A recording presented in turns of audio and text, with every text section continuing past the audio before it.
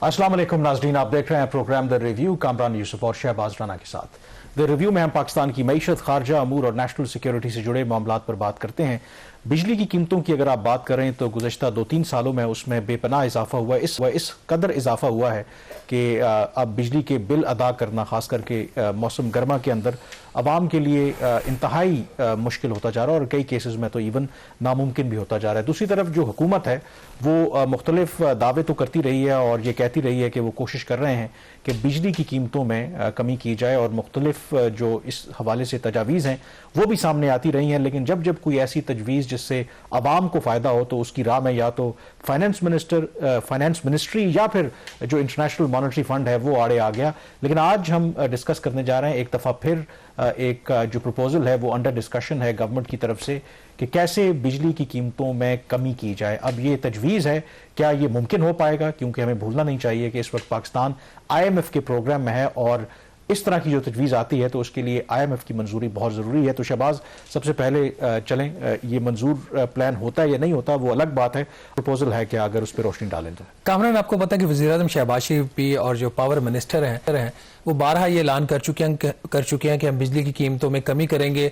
उसमें उन्होंने इनिशियली, आपको याद होगा, जब गर्मियाँ पीक पे थी तो 3 माह के लिए रादर ये दो माह थे या 3 माह के लिए उन्होंने वक्ती तौर पर जो प्राइस इंक्रीज था एक खास क्लास के लिए कंज्यूमर्स की, वो उन्होंने डेफर कर दिया था। उसको फिर पूरा करने के लिए PSDP से पैसे काटे गए।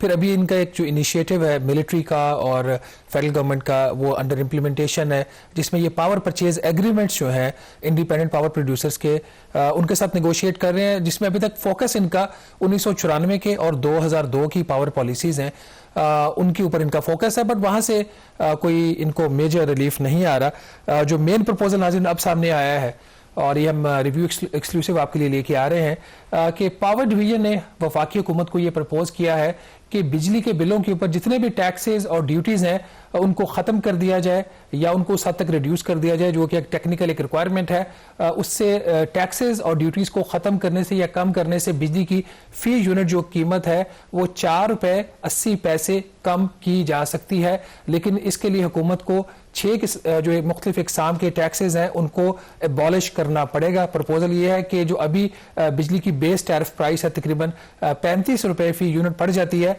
उसको 4 रुपये 80 पैसे फी यूनिट कम किया जा सकता है अगर इसमें जो इसके ऊपर जो टैक्सेस लगते हैं बेस प्राइस के ऊपर वो खत्म कर दिए जाए। इसमें जो 6 बड़े टैक्सेस हैं, एक इनकम टैक्स इस वक्त आप लोग दे रहे हैं अपने बिजली के बिलों के ऊपर, फिर एक सेल्स टैक्स है, फिर एक फर्दर टैक्स है, फिर एक एक्स्ट्रा टैक्स है। तो ये तो सेल्स टैक्स की मुख्तलिफ इकसाम है। फिर आप एक PTV फी देते हैं और उसके बाद एक जो इलेक्ट्रिसिटी ड्यूटी भी अदा की जाती है बिजली के बिलों के ऊपर।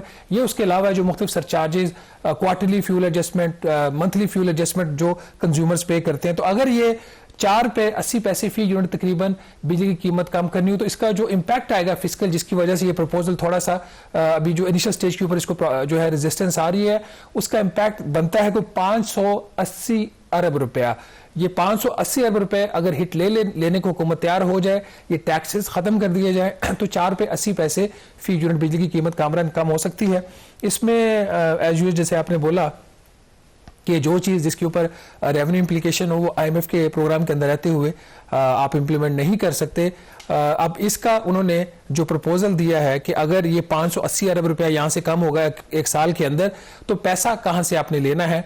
तो प्रपोजल ये है कि जो पेट्रोलियम लेवी हुकूमत चार्ज करती है 60 रुपये फी लीटर डीजल के ऊपर और पेट्रोल के ऊपर, उसको बढ़ा दिया जाए। एक तो यहां से पैसा इजाफी वसूल किया जाए और दूसरा जो पब्लिक सेक्टर डेवलपमेंट प्रोग्राम है PSDP, जो पहले 1400 अरब रुपया अनाउंस हुआ था, फिर उसको 1100 अरब रुपया कर दिया गया।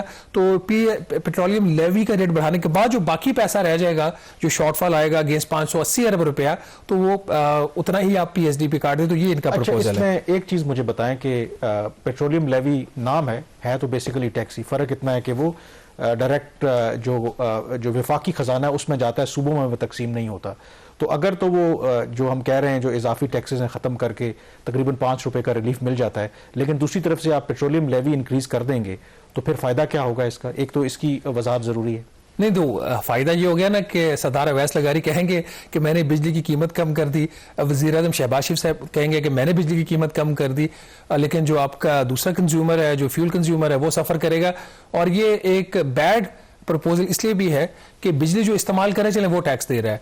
अब फ्यूल जो है वो तो हर बंदा पाकिस्तान में दे रहा है, अमीर और गरीब को इक्वली ये हिट करता है जाके पेट्रोलियम लेवी, क्योंकि अगर किसी ने ट्रैक्टर चलाने के लिए डीजल खरीदा तो उस पर भी वो पेट्रोलियम लेवी दे रहा है, और अगर इसने मर्सिडीज में अपना जो फ्यूल डलवाया वो उसके ऊपर पेट्रोलियम लेवी दे रहा है, तो इसकी कोई सेंस नहीं बनती। फिर एक हाथ से आपको रिलीफ दे रहे हैं, दूसरे फिर हाथ से आप वापस भी ले रहे हैं, तो इसका कोई लेकिन एक चीज है कामरान, कुछ ऐसे टैक्सेस हैं, बिजली की कीमत कम हो या ना हो उसको साइड पे कर दें। कुछ अनजस्टिफाइड टैक्सेस इन्होंने बिलों के ऊपर लगाए हुए हैं। अब इनकम टैक्स है, with holding tax 7.5% non filers के ऊपर लगाया हुआ, अगर 25,000 रुपए से ज्यादा उसका महाना का बिल, और कमर्शियल वाला इसके अलावा है। मैं खुद एक फाइलर हूं, मैं अगर एक रेंटेड प्रॉपर्टी में रहता हूं और जो रेंटेड प्रॉपर्टी के ओनर्स हैं अगर वो नॉन फाइलर हैं, जो बिजली का मीटर है उनके नाम के ऊपर मैं फाइलर होने के बावजूद प्रैक्टिकली मैं दे रहा हूं 7.5% टैक्स हर महीने, क्योंकि अगर रेंटेड प्रॉपर्टी है वो नॉन फाइलर, उनका जो एलिजिबिलिटी क्राइटेरिया है फाइलर बनने का उसमें भी वो ओनर्स जो है वो फॉल नहीं करते, तो इससे बुरी टैक्सेशन नहीं हो सकती। एक फाइलर भी वो टैक्स पे कर रहा है। देन अगेन फर्दर टैक्स, एक तो गया था 18% जीएसटी, उसके ऊपर एक फर्दर टैक्स लगाया हुआ है, फिर एक एक्स्ट्रा टैक्स लगा हुआ है। ये नाम ही इतने अब आगे हैं सामने कि इनको समझ नहीं आ रही कि कौन सा और एक रास्ता है जहां से इनको छोड़ लिया जाए। इसके ऊपर सबसे ज्यादा एतराज है, इसमें आपने बिल्कुल ठीक कहा कि जो स्टेट रन पाकिस्तान टेलीविजन है उसको सपोर्ट करने के लिए 35 रुपए हर मंथ जो लग के आते हैं, दो के एक्चुअल उसका इम्पैक्ट बेशक बड़ा ना हो, लेकिन सालाना इस मद में 16 अरब रुपए जो गवर्नमेंट है वो इकट्ठा करके पीटीवी के मद में जाता है। अब पीटीवी जो है आमतौर पर दुनिया में जो तरक्की याफ्ता ममालिक है वहां पर तो एक कॉन्सेप्ट ये है कि पब्लिक ब्रॉडकास्टिंग होती है जहां पर अवाम के जो मफादात हैं उनका तहफ़्फ़ुज़ किया जाता है। हमारे यहाँ जो ये स्टेट रन मीडिया है ये तो सिर्फ हुकूमती तर्जुमान है, वहां पर सिर्फ हुकूमत की वो तर्जुमानी करते हैं। तो और फिर ये वो दौर नहीं है जब किसी जमाने में सिर्फ एक पीटीवी हुआ करता था और उस वक्त पीटीवी की बड़ी आई थिंक इंपॉर्टेंस भी थी, और जो क्वालिटी थी खास करके न्यूज़ को छोड़ दें जो ड्रामास थे लोग बिल्कुल देखते थे। अब जब दुनिया मेन स्ट्रीम मीडिया लोग नहीं देखते, सोशल मीडिया की तरफ चले गए हैं, तो ये तो जो वैसे भी जो टैक्स आप कह लें या फी है ये अनजस्टिफाइड है, इसको तो वैसे ही खत्म होना चाहिए। कामरान एक और जो क्वालिटी ऑफ हायरिंग है ना, रिक्रूटमेंट जो पीटीवी में हो रही है वो अब डिटीरियोरेट हो रही है। पीटीआई की गवर्नमेंट आती है वो अपने एंकर पर्सन फेवरेट रख लेते हैं, जो नून लीग की गवर्नमेंट आई वो अपने लोग रख लेंगे, और क्वालिटी ऑफ इनके जो लोग हैं फ्रैंकली आप अगर किसी की जो रिफ्लेक्शन देख रहे हो ना उसकी सोच कैसी है, वो कैसे बात करता है, तो आप उसके ट्विटर हैंडल के ऊपर जाके उसके ट्वीट्स देख लें, आपको रिफ्लेक्शन नजर आ जाए। छोड़ दें क्योंकि मैं आज से बहुत साल पहले पीटीवी में काम करता रहा, आपको वहां पर एक अगर पोजीशन है तो उसके ऊपर आपको 20-20 लोग जो हैं वो उन्होंने हायर किए हुए हैं, और एक सिस्टम है और इतनी जगह नहीं है कि बाकी लोग वहां पर बैठ सकें। और ये अफसोस भी होता है जो अगर इंफ्रास्ट्रक्चर देखें ना, अगर जितना बड़ा इंफ्रास्ट्रक्चर है, ठीक है स्टेट मीडिया स्टेट की तर्जुमानी करे, लेकिन अगर उसको सही तरीके से उस इंफ्रास्ट्रक्चर को यूटिलाइज करें तो काफी वो टफ टाइम देख सकते हैं। बहरहाल पॉइंट यहां पर ये है कि अब उस मतलब ये जो बिल्कुल आप ठीक कह रहे हैं कि आखिर एक ऐसा इदारा जिसका अब अवाम का कोई लेना देना नहीं है, तो अवाम क्यों उनको फंड करे। नहीं, दूसरी बात यह कि आप जो टैक्सेशन होती है ना, ये कोई तरीका नहीं है कि हर चीज के ऊपर आपने टैक्स लगाया हुआ, किसी से आप पूछते नहीं है। जो पॉइंट ऑफ सेल है, अगर आप कोई इनवाइस लेते हैं इलेक्ट्रॉनिकली जनरेटेड जो होती है उसके ऊपर 1 रुपया एफबीआर काट रहा है, और वो जो 1 रुपया है वो उनके ऑफिसर्स की फ्यूल में उनके अकोमोडेशन में जा रहा है। तो इस किस्म की जो और जो सबसे बुरी बात है ना, जो रियासत है, जो वाकई रियासत है, अब तो एक रियासत एक मजाक बन गया ना इस मुल्क के अंदर, जो वाकई रियासत है वो अपने शहरियों का ख्याल रखते हैं। अब एक और मैं आपको एग्जाम्पल देता हूँ, ये जो आपका फ्यूल आपका जो क्रूड ऑयल है, हम ज्यादा क्रूड ऑयल इंपोर्ट करते हैं तो उसकी जो प्राइस होती है वो पास ऑन हो जाती है। तो क्रूड ऑयल पाकिस्तान के अंदर से भी तो निकलता है ना, उसकी क्वांटिटी में भी कम हो, अब उसकी क्या प्राइस है, क्या वो वाकई उसी प्राइस पे लोकल प्राइस के ऊपर वो क्रूड ऑयल बेचा जा रहा है या उसको इंपोर्टेड रेट के ऊपर बेच रहे हैं, वो भी एक देखने वाली चीज है। बल्कि इस पे प्रोग्राम भी करते हैं। अच्छा, आप जो ये बात कर रहे हैं, अब शुरू में तो मैं भी बड़ा एक्साइटेड हो गया, आवाम भी खुश हुए होंगे कि चलें एक बिलाखिर को थोड़ा सा रिलीफ मिल रहा है। तो ये तो फिर जो प्रपोजल है ये तो नॉन स्टार्टर है। मसलन IMF की तो बारी बाद में आएगी, तो सबसे पहले जो वजारत खजाना है वो ही शायद इसको अप्रूव नहीं करेगी, क्योंकि ये एक दो धारी तलवार है ना। क्योंकि सबसे बड़ा प्रॉब्लम ये है कि चलें आवाम को आपने रिलीफ दे दिया, अब 580 अरब रुपए वो भी इस साल अगर आप देखें ऑलरेडी आपकी टैक्स कलेक्शन में शॉर्टफॉल है, 340 अरब ऑलरेडी आपके ऊपर दबाव है मिनी बजट का, IMF पे आपसे ये कह रहा है। तो ये क्या सिर्फ जो वजारत है अवैस लगारी साहब की, उन्होंने सिर्फ नंबर बनाने के लिए कि ठेकें जी मैंने तो ये प्रपोजल दिया था कि आवाम को रिलीफ दे दें, आप गवर्नमेंट ने या वजारत खजाना ने एक्सेप्ट नहीं किया, तो मेरा इसमें क्या कसूर? एक और प्रपोजल हमने मेरे ख्याल अपने प्रोग्राम में भी डिस्कस किया था पिछले महीने। एक और प्रपोजल दिया था कि बिजली की कीमतों में 3 रुपए 80 पैसे फी यूनिट कम कर दें, क्योंकि जो आपने 1800 अरब रुपए का कर्ज लिया हुआ है मुख्तलिफ बैंकों से, बल्कि कर्ज नहीं लिया हुआ है, जो सर्कुलर डेट है, उस सर्कुलर डेट को चूंकि हुकूमत पे नहीं कर रही पावर प्रोड्यूसर्स को, तो उसके ऊपर उनको 3 से लेकर 4.5% तक over and above KIBOR rate, अगर आज काइबोर का रेट 13% है तो 4.5% ऊपर लगा ले तो तकरीबन 17.5% उनके ऊपर इंटरेस्ट पे कर रही है गवर्नमेंट। वो गवर्नमेंट नहीं पे कर रही, वो आपके बिलों के अंदर 3 रुपए 80 पैसे फी यूनिट एक सरचार्ज लगा। उन्होंने कहा ये सरचार्ज आप खत्म कर दें, जो इसकी सर्विसिंग आप करते हैं उसके लिए आप PIB Pakistan investment bond issue करें 5 साल के लिए, वो बॉन्ड हुकूमत की अपनी बुक्स के ऊपर चला जाए और यहां से कीमत कम कर दे। जो असल काम करने वाला है, जिसके ऊपर सरदार अवैस लगारी साहब बात नहीं करते, सुनना चाहते, कहीं पे जब कोई बात हो जाती है तो उसके ऊपर रिएक्ट करते हैं, वो ये है कि पावर डिस्ट्रीब्यूशन कंपनीज के जो लॉसेज हैं, जो इनएफिशिएंसीज हैं, उसको खुदारा कम कीजिए ना। अभी नेपरा की रिपोर्ट है, ये 660 अरब रुपए के उनकी इनएफिशिएंसी की 1 साल की कॉस्ट है। फिर एक और चीज जिसके ऊपर हुकूमत बात करने को तैयार नहीं है, वो ये है कि क्रॉस सब्सिडी अमीर से या इवन के middle income group, upper middle income group जिसकी कंजम्पशन 300 यूनिट से ज्यादा है, उससे पैसा लेके आप 200 यूनिट्स वाले को सब्सिडी दे रहे। हमने कोई सोशल वेलफेयर का ठेका लिया हुआ है? 40-50% तक सैलरी क्लास टैक्सेस भी दे, बिजनेस इंडिविजुअल भी टैक्स दे, उसके ऊपर इस तरह की क्रॉस सब्सिडी लगा के आप 16 रुपए तक जो है 700 यूनिट की ऊपर जो लगता है क्रॉस सब्सिडी, वो खत्म करें। आप ये जो दूसरे आपने इस तरह की जो फजूलियात डाली हुई है बिजली के बिलों के ऊपर, वो ठीक करें। आप पावर डिस्ट्रीब्यूशन कंपनीज की एफिशिएंसीज को बेहतर करें, चोरी को रोके, लाइन लॉसेस को रोके, तो आप वहां से ठीक करें ना। इस तरह के प्रपोजल लेके आ जाते हैं, फिर मुश्किल रास्ते को इजीएस्ट वे ढूंढते हैं। इतना नाज़िर, इसमें अगर बात इनकी सीरियस को ले भी लिया जाए, क्योंकि हमारा मसला ये ना कि जो भी प्रपोजल आता है उसको फिर बड़ी एक सीरियस तरीके से उसको डिस्कस भी किया जा रहा है, और अभी भी ये किया जा रहा है। सबको पता है कि इस प्रपोजल की क्या इंप्लीकेशंस है। इसकी अगर ब्रेकअप अगर आप देख लें, सिर्फ सूबों के रेवेन्यू पड़ेगी तकरीबन 350 अरब रुपए की 1 साल में पड़ेगी, अगर ये प्रपोजल इंप्लीमेंट हो जाता है। फेडरल गवर्नमेंट का जो रेवेन्यू वो 230 अरब रुपए से हिट हो रहा है। इसमें कुछ ऐसे टैक्सेस हैं जिसको मैं खुद कह रहा हूं कि खत्म कर दें। बिजली की कीमत कम करनी है ना करनी, वो तो बात की बात है ना। कुछ तो टैक्सेस अनजस्टिफाइड हैं, जैसे अभी कामरान कह रहे थे PTV फी 35 रुपए को तुक बनती है, 16 अरब रुपए साल का लेते हैं, उसका 13 पैसे फी यूनिट का रेवेन्यू इंपैक्ट है। इसके अलावा एक इलेक्ट्रिसिटी ड्यूटी लगी हुई है जो सूबों को जाती है, उसका साल का इंपैक्ट है आपको 62 अरब रुपए, 51 पैसे फी यूनिट, वहां से बिजली की कीमत कम हो सकती है। जो टैक्सेस है GST फर्दर एक्स्ट्रा और पता नहीं क्या क्या बला, उसका जो एनुअल इंपैक्ट है 502 अरब रुपए का। तो ये खुदा रहे टैक्सेस अगर कम से कम जो आपने एक GST की लेवल पे तक लेना, वो तो ले लीजिए। फर्दर टैक्स खत्म करें, एक्स्ट्रा टैक्स खत्म करें, इलेक्ट्रिसिटी ड्यूटी खत्म करें, इनकम टैक्स बिजली के बिलों से खत्म करें और डायरेक्ट जाके लोगों से टैक्स लें। यहां पे छोटी सी ब्रेक लेंगे और जब ब्रेक के बाद वापस आएंगे तो हम डिस्कशन जारी रखेंगे। पावर सेक्टर के ऊपर एक और अहम डेवलपमेंट हुई है, वर्ल्ड बैंक ने पाकिस्तान का एक लोन कैंसिल कर दिया है। क्यों कैंसिल किया और उसकी इंप्लीकेशंस क्या, इस पर बात करेंगे एक छोटी सी ब्रेक के बाद।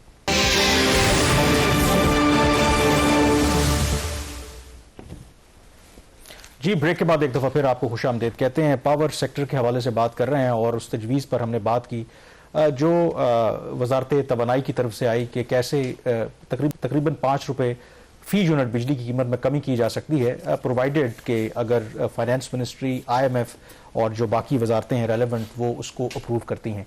अब उसके हवाले से तो हमने डिस्कशन की। एक और जो खबर है वो शहबाज ने जिसका हिंट भी किया कि वर्ल्ड बैंक ने पाकिस्तान को जो कमिट किया था अराउंड $500 मिलियन, यानी कि $500 मिलियन जो कर्जा था, वो उन्होंने कैंसिल कर दिया है। क्यों कैंसिल किया है शहबाज, इसकी क्या वजूहात हैं? क्योंकि पाकिस्तान को तो गिवन कि हम IMF के में हैं, भले हमें IMF से जो कर्ज मिलता है वो हमारी जो बैरूनी ज़रूरियात है वो पूरी नहीं कर सकता। हमें वर्ल्ड बैंक से, ADB से, बाकी जितने बायलैटरल क्रेडिटर्स हैं, कमर्शियल जो लेंडर्स हैं, वहाँ से भी पैसा चाहिए ताकि हम बैरूनी अदायगियों का जो तवाज़न है उसको मेनटेन कर सकें। तो ये खबर कितना बड़ा सेटबैक है गवर्नमेंट के लिए?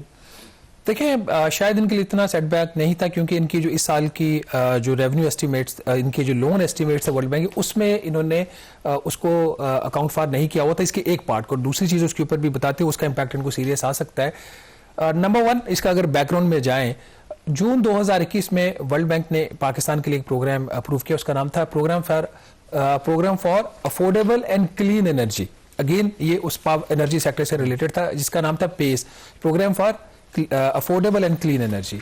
पेस 1 जो था, इसकी पहली जो किस्त थी वो $400 मिलियन की जून 2021 में वर्ल्ड बैंक ने दे दी, और जो पेस 2 था उसके लिए कुछ तकरीबन 10 के करीब शराइत थी। अगर वो हुकूमत पाकिस्तान शराइत मान लेती तो या मानती तो वो फिर बोर्ड में ये मामला जाना था। आपको याद होगा हमने कोई पिछले साल जनवरी फरवरी में एक स्टोरी की थी कि वर्ल्ड बैंक ने पाकिस्तान का जो $1.1 अरब का कर्जा है उसको डिले कर दिया। उसमें $600 मिलियन 500 से $600 मिलियन ये पेस का था, पेस 2 की जो दूसरी केस थी, और एक राइज 2 के नाम से था प्रोग्राम, वो इनको गालिबन मिल गया था, फिर ये रह गया। तो फिर इन्होंने वर्ल्ड बैंक ने इसको और खींचा कि थोड़ा सा और आगे ले जाओ। फिर इवेंचुअली इनका ये ख्याल था कि शायद इस साल के मिड में, ये जो साल खत्म हो रहा है मिड में, जून जुलाई में कहीं ये अप्रूव हो जाए। ये अप्रूव नहीं हुआ। अब वजारत खजाना तो ये कह रही है कि ये जो इसका जो बजट सपोर्ट लोन है, ये वाला जो $500 से $600 मिलियन, इसको हमने अकाउंट फॉर नहीं किया हुआ इस साल में, इसलिए इसका मेजर इंपैक्ट नहीं आएगा। बट सवाल ये कि वर्ल्ड बैंक ने अब ये क्यों किया, तो उसका बैकग्राउंड है कि ये जो इसकी 10 के करीब शराइत थी, उसमें एक सबसे बड़ी शर्त ये थी जो कि वज़ीर-ए-आज़म इमरान खान साहब की गवर्नमेंट ने मानी थी। वो शर्त ये थी कि जितने भी पावर परचेज एग्रीमेंट्स हैं, जिसमें मेनली चाइना वाले जो सीपैक वाले हैं, उसको पाकिस्तान रीनेगोशिएट करेगा, और रीनेगोशिएट करके उनकी जो टर्म्स हैं उसको रिड्यूस करेगा ताकि बिजली की कीमतों में कमी हो सके। 2015 की पॉलिसी के थे। इसके हवाले से हुकूमत पाकिस्तान ने कई दफ़ा बात की चाइना से, चीन ने ये बात मानने से इनकार कर दिया, और हमने अपनी खबर में कई दफ़ा लिखा कि चीन ना तो डेट रिस्ट्रक्चरिंग के ऊपर मान रहा है, और ना ही वो जो कॉन्ट्रैक्ट्स हैं उनकी जो टर्म्स हैं उनको रीनेगोशिएट करने को मान रहा है। तो जब ये सारी चीज़ें होंगी और पाकिस्तान नहीं कर सका, और गालिबन चाइना ने भी किसी लेवल पर कम्युनिकेट किया होगा, तो हतमी तौर पर फिर वर्ल्ड बैंक ने इस लोन को कैंसिल कर दिया। ये तो हो गया अब एक चीज़ इसकी। दूसरा जो इसके अंदर, इसी स्टोरी के अंदर चीज़ है कि इस माली साल में जो वर्ल्ड बैंक है वो पाकिस्तान को कोई नया बजट सपोर्ट लोन नहीं दे रहा। याद रहे कि वर्ल्ड बैंक और ADB ये दो अहम पार्टनर्स रहे हमेशा IMF प्रोग्राम के अंदर, जो बजट सपोर्ट लोन दे देते हैं। ये बजट सपोर्ट लोन कहने के तो मुख्तलिफ इस्लाहात के लिए, बिजली के लिए, टैक्सेस के लिए और बाकी सेक्टर्स के लिए आते हैं। असल में ये जो हमारी गैर मुल्की कर्जों की जरूरियात है उसको पूरा करने में इस्तेमाल होते हैं। मैं जाती तौर पर किसी भी किस्म के बजट सपोर्ट लोन की फेवर में नहीं हूं।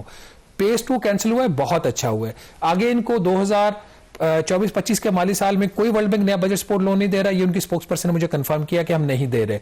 मैं इस पे भी मुझे इसलिए सेटिस्फेक्शन है क्योंकि ये जो पैसा आता है ये जाया होता है। ये आपकी इसका जो आप जब फॉरेन लोन लेते हो, वो आप उसकी जो रीपेमेंट करते हो तो उसके लिए आपको कोई रिसोर्स जनरेट करेंगे ना। हमने मंगला डैम बनाया, वो परफेक्ट चीज थी। हमने तरबेला डैम बनाया, हम दासू हाइड्रो पावर प्रोजेक्ट लगा रहे हैं। ऐसा लोन, ऐसा गैर मुल्की कर्जा जिससे लेकर आप कोई असासा बनाए और उस असासे की आमदन और फिर अपना कर्जा रीपे करें, वो बुरा नहीं है। और इसी वजह से पूरी दुनिया में अब अमेरिका दुनिया की सबसे बड़ी मईशत है, सबसे ज्यादा कर्जदार वो भी हैं, लेकिन वो जो उनका कर्जा है वो बजट सपोर्ट के लिए नहीं होता, बल्कि अपनी जो मईशत का साइज है उसको मजीद बढ़ाने के लिए, नए मंसूबे लगाने के लिए वो फाइनेंसिंग करते हैं। ना कि क्योंकि अगर आप सादा अल्फाज में कहें कि बजट सपोर्ट का मतलब ये है कि जो हमारा खाना पीना, जो अखराजात आप उसमें पैसा लगा रहे हैं, वो तो आपने खाया पिया हजम हो गया, कोई उसका एसेट तो आपने बनाया नहीं। तो इसलिए बजट सपोर्ट के लिए जो भी लोन है वो कोई कंस्ट्रक्टिव लोन नहीं होता। एग्जैक्टली इसकी ये वजह है। अब इस साल का इन्होंने हुकूमत पाकिस्तान का तखमीना है कि वर्ल्ड बैंक इनको कोई $2 अरब के करीब जो है वो कर्जे देगा। उसमें अभी तक जो 4 माह है, अभी नवंबर का डाटा नहीं आया, अगले हफ्ते तक आ जाएगा। 4 माह में वर्ल्ड बैंक ने इनको तकरीबन $350 मिलियन का जो लोन्स दिए हैं वो 18% बनते हैं। तो बजट सपोर्ट के बगैर ये $2 अरब का जो तखमीना है इनका, उसको हासिल करने में काफ़ी से ज़्यादा प्रॉब्लम्स होंगी। हाँ, ये ज़रूर है कि एशिया तरक्याती बैंक से अभी भी हुकूमत पाकिस्तान को ये जो बजट सपोर्ट लोन्स हैं वो मिल रहे हैं, और इसके अलावा वर्ल्ड बैंक जो प्रोजेक्ट लोन्स हैं वो भी दे रहा है, उसमें प्रॉब्लम नहीं है। लेकिन उसके जो डिस्बर्समेंट होती है, प्रोजेक्ट की जो परफॉर्मेंस होती है, प्रोग्रेस होती है, उसके हवाले से होती है। एक और जो डेवलपमेंट है वो इसी से रिलेटेड है, बल्कि हमने ही एक स्टोरी की थी और उस स्टोरी के बाद ये सारी चीज़ें एक्टिवेट हुई। आपको याद होगा कि हमने खबर की थी कि खामोशी से जो 8 हैं वो पावर प्लांट्स जो बगास से चलते हैं, जो एक उसका गन्ने का एक उसका होता है बाय प्रोडक्ट होती है, उसके मालिकान को, उन पावर प्लांट्स को 20 अरब रुपए की अदायगियां पिछले महीने की गई थी। उनका जो बगास का रेट था वो मेरे ख्याल 2600 रुपए फी मैट्रिक टन था, उसको खामोशी से बढ़ाकर बगैर पब्लिक हेयरिंग के नेपरा ने अप्रूव कर दिया था 5600 पर मैट्रिक टन, और 20 अरब रुपया उनको अदा कर दिया गया। जब ये मेरी स्टोरी छपी तो उसके बाद फिर जो रेलिवेंट क्वार्टर्स थे वो सिविलियन तो हो नहीं सकते, उन्होंने उसको कहा कि ये क्या हो रहा है। फिर वो चीज उठी, फिर मेरी Mohammad Ali, if I recall, उसमें शायद एक जो पावर प्लांट था या कुछ जो वो प्राइम मिनिस्टर के जो साहबजादे हैं वो भी उसके बेनिफिशियरी जहांगीर थे। खान तरीन साहब थे, उनके साहबजादे थे, 8 हैं, सबको पता है उनके नाम क्या है। खैर वो सिलसिला शुरू हुआ। अभी जो वफाकी काबीना की मीटिंग हुई है उसमें वो जो बगास बेस पावर प्लांट्स हैं 8, वो छोटे हैं, बहुत ज्यादा नहीं, गालबन 250-300 मेगावाट टोटल सबकी मिला के कैपेसिटी बनती है। उनके मुआहिदों को इन्होंने अब रीओपन किया है और रीनिगोशिएट किया। अब उसके अंदर एक कैच है, वो जो 2600 रुपए की कीमत थी जो 5600 की गई, उसको अब इन्होंने कम करके 4500 कर दिया गया। लेकिन 4500 भी जो है वो अक्टूबर 2021 से किया गया है। तो मेरी इतला ये है कि एक सीनियर बंदे ने जो सारे प्रोसेस में इन्वॉल्व है, गवर्नमेंट का फंक्शनरी है, उन्होंने कहा जी कि 20 में से हमने 8 अरब उनसे वापस ले लिया है। तो अगर 4500 रुपए इसकी कीमत कर देते हैं तो फिर इनको 12 अरब रुपए की अदायगी बनती है अक्टूबर 2021। तो अभी भी वो फायदा ले गए हैं। लेकिन चलें, एक खबर की वजह से अगर 8 अरब रुपया बच गया, ये भी काफी है। दूसरी चीज इसके अंदर ये कि उनको सालाना अभी भी उसकी इंडेक्सेशन जो है 5% की मिलेगी, और तीसरा उसके कुछ उनके जो प्रॉफिट मार्जिन है उसको भी इन्होंने कम किया। तो जो समरी कैबिनेट ने अप्रूव किया उसके मुताबिक जो इनकी रिमेनिंग लाइफ है इन प्रोजेक्ट्स की, अगर फुल कैपेसिटी पे चलते हैं तो 238 अरब रुपए की हुकूमत का दावा है सेविंग होगी। हैविंग सेड दैट, ये वाले जो प्लांट्स हैं 2002 की पॉलिसी वाली प्लांट्स हैं, 1994 वाले जो प्लांट्स हैं, ये सारे जो रीनेगोशिएट हो रहे, इसी को मिला के भी हार्डली को 1-1.25 रुपया जो है फी यूनिट कमी होगी। असल जो है ना प्रॉब्लम वो है 2015 की पॉलिसी में, जिसमें सीपैक वाले पावर प्लांट्स हैं वो नहीं रीनेगोशिएट हो सकते, लोन हमारा कैंसिल हो गया है, इसी वजह से वो कि हम नहीं कर सके। और हुकूमत के अपने पावर प्लांट्स हैं, जब तक उनको रीनेगोशिएट नहीं किया जाएगा तो एज सच कोई सेविंग यहाँ से प्लस उसमें जो आपने पहले सेगमेंट में भी हाईलाइट किया था कि जो फंडामेंटल इश्यूज हैं हमारे पावर सेक्टर के अंदर, लाइन लॉसेज हैं, जो हमारी अपनी इनकॉम्पिटेंस है, अगर उन मसाइल को हल नहीं किया जाएगा तो फिर अवाम को रिलीफ नहीं मिल सकता। यहाँ पर ब्रेक लेंगे, ब्रेक के बाद तस्करा करेंगे पाकिस्तान और अफगानिस्तान के ताल्लुकात से मुतालिक। पाकिस्तान ने एक बड़ा फैसला किया है, वो फैसला क्या है, ब्रेक के बाद इस पर बात करेंगे।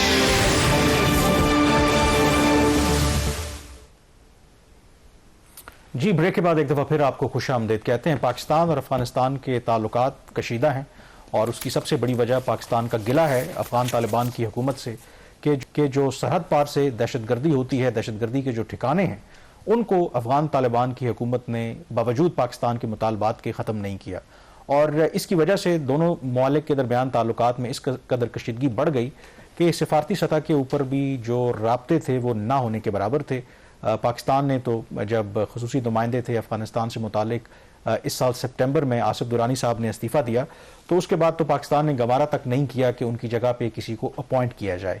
लेकिन अब एक बड़ी तब्दीली आई है, एक बड़ा फैसला लिया है हुकूमत पाकिस्तान ने। इस हफ्ते जो डेवलपमेंट हुई है उसमें यह हुआ है कि एक तो जो साबिक पाकिस्तान के सफ़ीर हैं मोहम्मद सादिक, उनकी वापसी हुई है बतौर खसूसी नुमाइंदे अफगानिस्तान की। ये पहले भी ये फ़राइज़ सर अंजाम दे चुके हैं, लॉन्गेस्ट सर्विंग पाकिस्तान के सफ़ीर रहे हैं अफगानिस्तान में। और इनकी वापसी का जो मतलब है, जो ज़राए ने मुझे बताया कि पाकिस्तान की तरफ से एक दफ़ा फिर कोशिश की जा रही है कि अफगानिस्तान के साथ ताल्लुकात को रीसेट किया जाए और डायलॉग के ज़रिए और एक तामीरी सोच के ज़रिए जो भी दोनों मुल्कों के दरमियान मामलात हैं उनको हल किया जाए। और शहबाज एम्बेसडर मोहम्मद सादिक की तैनाती के बाद एक जो बड़ी डेवलपमेंट हुई विद इन कपल्स के एक साल हो गया था कि जो अफगानिस्तान के चार्ज डी अफेयर हैं पाकिस्तान में, उन्होंने रिक्वेस्ट कर रखी थी कि वो बल्कि जब 8 फरवरी के इंतखाबात हुए तो उसके बाद से भी पाकिस्तान के जो डिप्टी प्राइम मिनिस्टर और फॉरेन मिनिस्टर हैं उनसे वो मिलना चाहते थे, जो आमतौर पर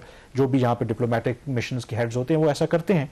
लेकिन क्योंकि ताल्लुकात पाकिस्तान के ख़राब थे तो पाकिस्तान ने वो मुलाकात का टाइम नहीं दिया था। लेकिन एम्बेसडर मोहम्मद सादिक के आने के बाद वो मुलाकात कम अज़ कम हुई है। जो चार्ज डी अफेयर हैं यहाँ पर मोहम्मद शाकीब उनका नाम है, डिप्टी प्राइम मिनिस्टर और फॉरेन मिनिस्टर इसहाक डार के दरमियान, और उसमें दो तरफा ताल्लुकात और जो मुख्तलिफ इशूज़ हैं उनके ऊपर बात हुई है। और इससे पहले भी पिछले माह के बिल्कुल आखिर में जो पाकिस्तान के नाज़िमुल अमूर हैं काबुल में, उनकी मुलाकात हुई थी अफगानिस्तान के वज़ीर दिफा से। तो जो मुझे ज़राए ने बताया कि घूम फिर कर बात अब दोबारा उधर ही वापस आ गई है।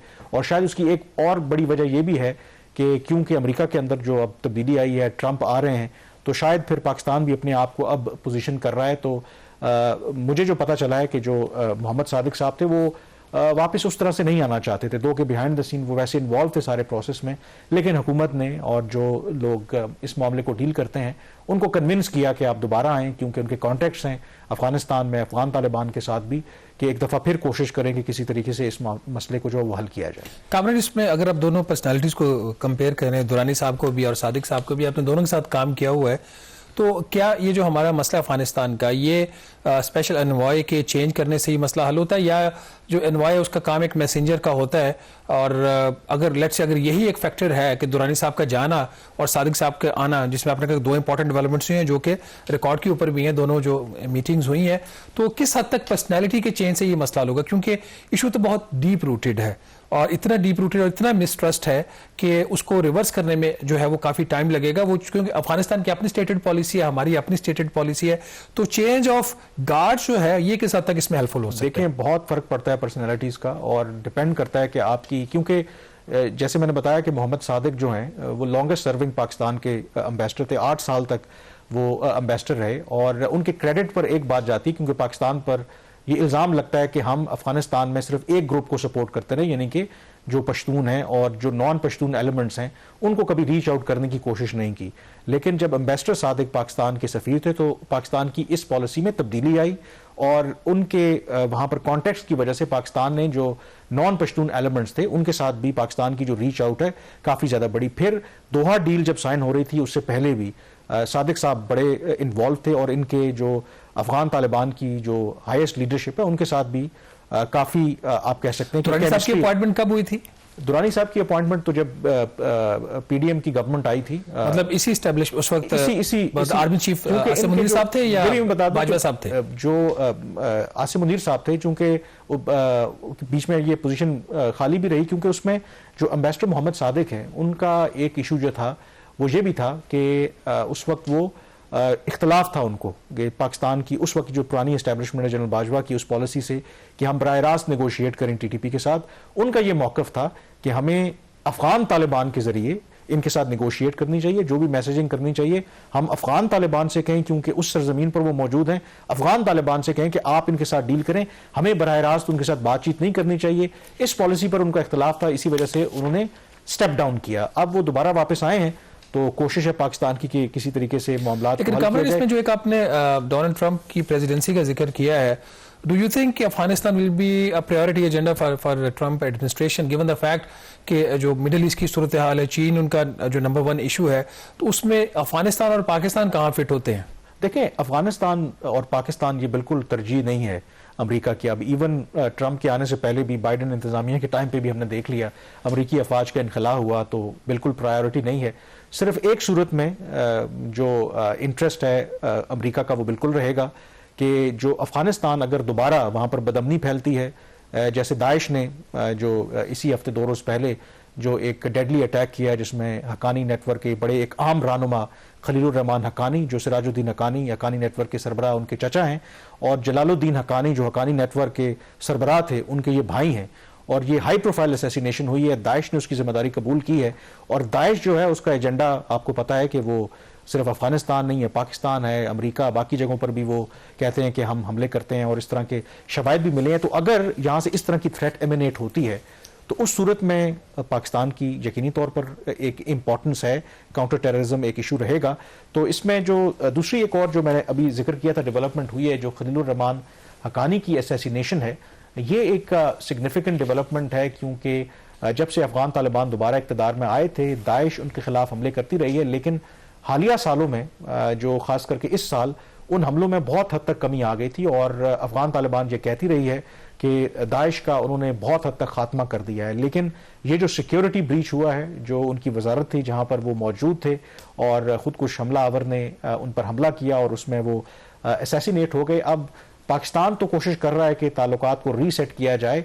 मुमकिन है कि ये जो वाक़या है उसकी वजह से दोनों मुल्कों के दरमियान ताल्लुकात ख़राब हों, क्योंकि कल जब नमाज जनाजा अदा की जा रही थी तो उस मौके पर अफगान तालिबान के जो वज़ीर ख़ारजा हैं उन्होंने इशारों कनाइयों में इशारा किया कि इसमें जो हमसाया ममालिक हैं अफगानिस्तान के वो भी मुलविस हो सकते हैं। उन्होंने दावा किया कि इस साल दाइश ने अफगानिस्तान में जितने भी हमले किए हैं उसके ताने बाने जो हैं वो अफगानिस्तान के पड़ोसी ममालिक से मिले हैं। तो यू नेवर नो कि वो एक ग्राउंड प्रिपेयर कर रहे हैं कि इसका इल्ज़ाम भी कहीं वो पाकिस्तान के ऊपर आयद कर दें, क्योंकि कुछ जो अफगान तालिबान की क़यादत है वो ये इल्ज़ाम आयद करती है कि शायद जो दाइश है वो पाकिस्तान की प्रॉक्सी है। हालांकि ये भी हकीकत है कि दाइश जो दहशतगर्द ग्रोह है उसने पाकिस्तान में भी बड़े डेडली अटैक्स किए हैं। कई जो सिक्योरिटी एहलकार और जो आम पाकिस्तानी शहरी हैं उसमें वो शहीद और जहां भाग हुए हैं। बहरहाल देखते हैं फर्दर क्या अपडेट होगी। जहां पर ब्रेक लेंगे और ब्रेक के बाद एक और जो इस हफ्ते बड़ी डेवलपमेंट हुई, बल्कि वीकेंड के ऊपर, वो शाम के अंदर जो बशार अल असद की हुकूमत का खात्मा हुआ, उनका तख्ता उलट गया।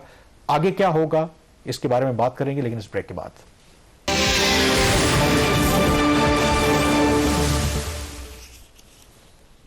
जी, ब्रेक के बाद एक दफा फिर आपको खुश आमदेद कहते हैं। इतवार के रोज मिडल ईस्ट के अंदर एक और बड़ी डेवलपमेंट हुई और तब्दीली आई शाम के अंदर। शाम में जो बशार अल असद की हुकूमत थी, 24 साल उनको हो गए थे और ओवरऑल जो असद रजीम है उनका जो इक़्तिदार है वो 50 साल से ज़्यादा मुहित था। 1970 में जो बशार अल असद के वालिद थे हाफिजुल असद, वो एक पुलिस वो आर्मी अफसर थे, उन्होंने कू किया और 2000 तक, जब तक उनका इंतकाल नहीं हुआ, वहाँ पर वो बरसर इक़्तिदार रहे। उसके बाद जो कमान है वो आ गई उनके जो साहबजादे हैं बशार अल असद के पास, और अब उनका खात्मा हुआ है। और जिस ड्रामेटिक तरीके से हुआ है 2011 में एक अपराइजिंग हुई थी हुकूमत मुखालिफ, जैसे कहते हैं अरब स्प्रिंग, लेकिन बाद में उस अरब स्प्रिंग को या जो प्रो डेमोक्रेटिक फोर्सेस का जो एहतजाज था उसको हाईजैक कर लिया जो दहशतगर्द तंजीमें थीं, दाइश ने, अलकायदा ने। और फिर जो सबसे इम्पोर्टेंट बात है कि जो सीरिया बशार अल असद के जो सबसे बड़े इत्तेहादी थे रूस और ईरान, उसकी सपोर्ट से उन्होंने उस अपराइजिंग को डिफीट किया और बशार अल असद हैरान कुन तौर पर सर्वाइव कर गए। लेकिन शहबाज, जब अब इनकी हुकूमत का हुआ है तो तमाम जो जिस तरह अफगानिस्तान में हुआ था, किसी जो वेस्टर्न इंटेलिजेंस हो या मिडल ईस्ट के अंदर इंटेलिजेंस एजेंसीज हों, उन्होंने ये एंटिसिपेट नहीं किया था। मसलन 11 रोज़ पहले जब ये डोमेस्कस का फॉल हुआ, दमिश्क का जो सबसे बड़ा शहर था, दूसरा बड़ा शहर जो शाम का इदलिब, वहाँ पर पहले अचानक से सरप्राइज अटैक किया जो अपोजिशन फोर्सेस थी जिनको लीड करते हैं HTS भी उसे कहते हैं, तहरीर अल शाम, उसने सबसे पहले कब्जा किया। और फिर विद इन नो टाइम दमिश्क में हमने देखा कि वो फॉल हुआ। जो बशार अल असद थे वो भागने पर मजबूर हुए, उन्होंने जाके रूस में पनाह ले ली। और एक सिमिलैरिटी है अफगानिस्तान में जो कुछ हुआ, यानी कि काबुल फॉल हुआ और दमिश्क, और बड़ी इंटरेस्टिंग क्रोनोलॉजी है कि इतवार के रोज़ ही फॉल हुआ था काबुल में भी, 11 रोज़ के अंदर ही जो मुख्तलिफ जो अपोजिशन की फोर्सेस थी अफगानिस्तान में, तालिबान ने किस तरीके से वहाँ पर वो आ गए इक़्तिदार में, और अशरफ गनी जो भागने पर मजबूर हुए, बशार अल असद भी इसी तरह से वहाँ से भागने पर मजबूर हुए। तो अब इशू जो सबसे इम्पोर्टेंट है कि आगे क्या होगा, इसके हवाले से before going to that part, ये जिस तरह फरमा रहे कि ऑल ऑफ सडन हुआ, वन आफ्टर अनदर सिटी उन्होंने कंकर किया, इसमें जिस तरीके से उनको इसराइल की तरफ से एरियल सपोर्ट मिली है, उन्होंने जो बम्बार्डमेंट की और वहाँ से उनके लिए रास्ता हमवार किया है, और अमेरिका की तरफ से भी इस तरह के सिग्नल्स आए कि जैसे ऑल दो बाद में उन्होंने कहा जी हमारा इस तब्दीली से कोई ताल्लुक नहीं है। तो डोंट यू थिंक ये एक वेल कोऑर्डिनेटेड इसके ऊपर ये एक अटेम्प्ट थी जिसमें वो बड़ी एक लाइटिंग स्पीड से उन्होंने मूव किया और उन्होंने टेक ओवर कर लिया? देखिए, on the face of it तो लगता है कि 11 रोज में ये सब कुछ हुआ है, लेकिन उसका आगाज मैंने जैसे बताया कि 2011 में हुआ था।